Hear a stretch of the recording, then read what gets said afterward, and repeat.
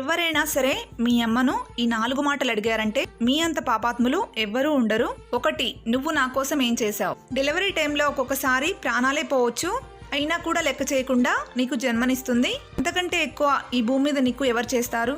2. అసలు నీకేం రాదు. అమ్మకేం రాకపోతే నువ్వెలా నేర్చుకున్నావు? నీకు అన్నీ నేర్పించేదే అమ్మ. అట్లాంటి అమ్మను నీకేం రాదు అంటే అది ఎంతవరకు మంచిది? అమ్మ నీ అంత చదువుకోలేకపోవచ్చు, కానీ నువ్వెవరికి చెప్పకపోయినా నీ మనసులో బాధను అర్థం చేసుకునేది అమ్మ మాత్రమే. 3. ప్రతిసారి నన్ను ఏదో ఒకటి అంటూ ఉంటావు.